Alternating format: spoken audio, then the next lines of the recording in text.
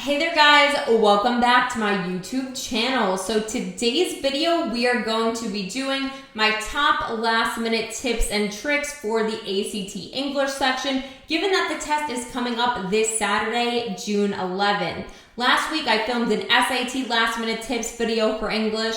Everybody seemed to love it and find it extremely helpful. So I figured why not do the same thing for the ACT, given that it's coming up this weekend. So stay tuned guys, make sure to memorize all of these little tips and tricks and implement them on your test on Saturday. So without further ado, let's head in to today's video. Alrighty, so our first tip for today is going to be that we need to know that before we can use either a semicolon, a single dash, a colon, or a period, we need to have an independent clause. And an independent clause is basically a full sentence. I'm going to describe in a little more detail what we mean by a full sentence. But before we use any of those four mentioned pieces of punctuation, we need to have an independent clause. Okay, so an independent clause, like I said, is basically a sentence, but you don't necessarily want to think of it as a sentence. You want to first think of the criteria that we need to have for an independent clause. So the first thing that we need is a subject. So let me come up with a sample sentence. Jackie tutors for the ACT. I know, really creative example. So Jackie right here is going to be our subject. So the subject is basically who or what the whole sentence is about. And the subject tends to be one of two parts of speech. So it tends to be either a noun, person, place, thing, or idea, or a pronoun, meaning a word that swaps out for a noun. So instead of saying Jackie tutors for the ACT, you could just say she tutors for the ACT. So that would be our first part of an independent clause, the subject.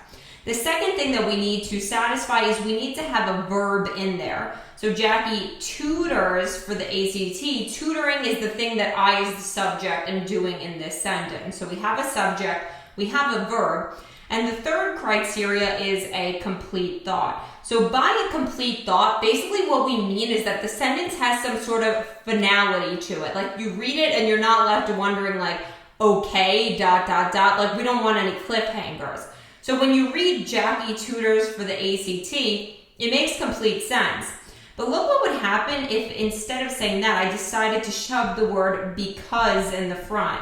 If it said because Jackie tutors for the ACT, that's going to be a cliffhanger and it's not an independent clause any longer, because you would be like, because Jackie tutors for the ACT, ... what? She loves the test. Like you got to put some information after that in order for that to work. So you cannot have any words that would make it an incomplete thought. All right, so let's go ahead and check out these two examples that we have here.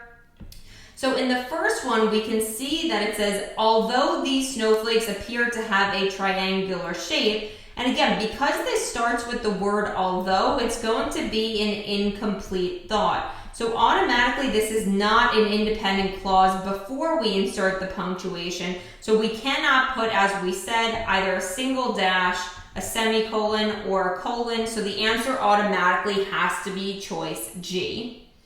Same thing is going to go for the second example.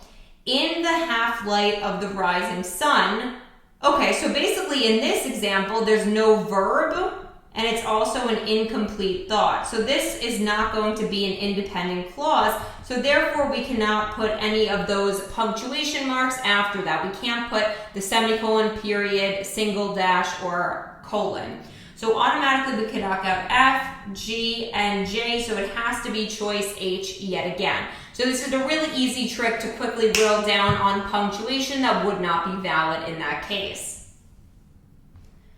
Okie dokie, tip number 2. So when punctuating transition words that go in the middle of the sentence, what we want to do is place a comma on each side of the transition word to show the reader that the transition word isn't grammatically needed, meaning you could still read the sentence around the transition word and it should make logical sense. So you can see here the word though is our transition word. I'll highlight that for us. So we can see that if we put double commas around this, we can just say, she explained that even experts are rarely able to locate a fully intact fulgurite. So So because we can successfully read around the word though, we want to put double commas around it, which would make the correct answer then choice G. And same thing goes for number 47. They seem to really like the word though as a transition word. This would work for any transition word. However, for example, therefore, they just really like though on these practice tests for some particular reason.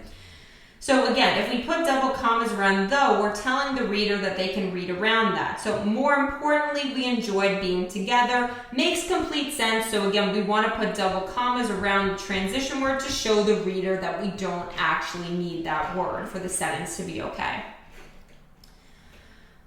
Alrighty. Tip number 3 involves preposition words. So preposition words are definitely a really neglected part of speech in English for some reason. So what we need to know about preposition words before we even discuss the rule up here is that preposition words basically are words that help us to understand the relationship between two things or what position something is at relative to another thing. So common examples of preposition words that I would definitely suggest committing to memory are to, in, on, at, of, by, with, from. Obviously not an exhaustive list, but these are the most common examples. So I would definitely commit these to memory because if you do see them, you will need to know that they are preposition words and you'll need to know the rule that I'm about to say right now. So when it comes to preposition words, in most cases, we should not put a single comma ever before the preposition word.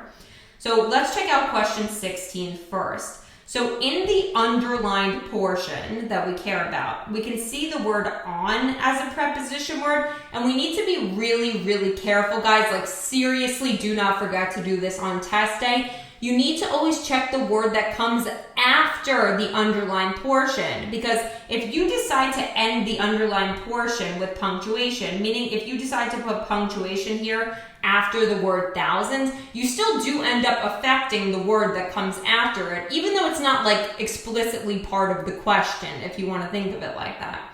So we have two preposition words here, on and of, so we don't want to put any punctuation before either of them. So automatically choice F is out because it puts punctuation before on, and then we can see how choices H and J would also be out because they're putting punctuation before of right here. So it has to then be choice G.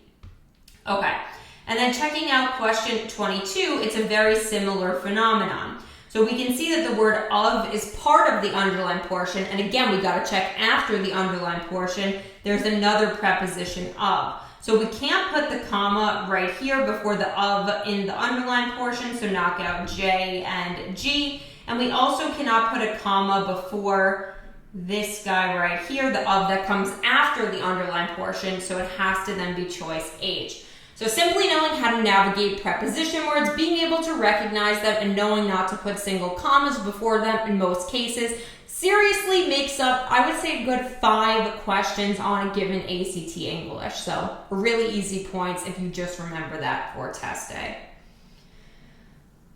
Alrighty, and last but not least, tip number 4, let's talk about delete the underlined portion as an answer choice. So I typically find that students have a really interesting relationship with delete the underlined portion. Some students will pick it excessively and some students will never pick it because for some reason they're convinced that that's never the answer. So here's basically how you want to tackle a question that has a delete the underlined portion answer choice included. So you always want to try out the delete the underlined portion answer choice first. If the sentence, when you remove the underlined portion, makes grammatical and logical sense still, go ahead and delete the underlined portion. It could be that they're just adding in extra words that are unnecessary, they're repeating something, but again, you don't have much time, so if it makes sense without the underlined portion, logically and grammatically, go ahead and delete it. So let's look at 2 examples where we would be able to do that, 22 and then 69. So for 22, if we try removing that underlined portion, a badge pinned to her shirt indicated she was a biochemist, here to research the organism. Okay, so that makes perfect sense without the underlined portion, so I'm going to go ahead and pick delete. And same for 69. As with trains, many of the machine's parts had to be oiled manually. Makes sense without the underlined portion, so D, delete it is.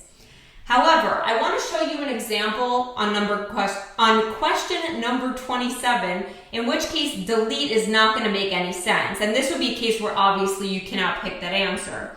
The sound of splashing water, however, might signal that prey is nearby, causing to brighten. If you remove the underlying portion, you're literally saying causing to brighten, like causing what to brighten.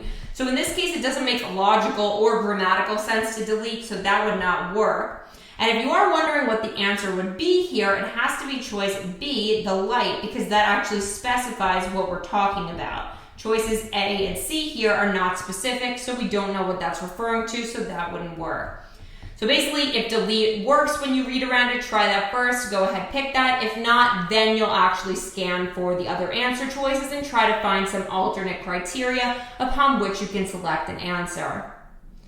Alrighty guys, so that is going to be it then for today. Hopefully this video really helped you. Best of luck on your upcoming ACT exam if you are taking it. And just as a reminder guys, all of the links for our books, crash courses, and resources will be linked below in the description. Take care everybody. Bye-bye.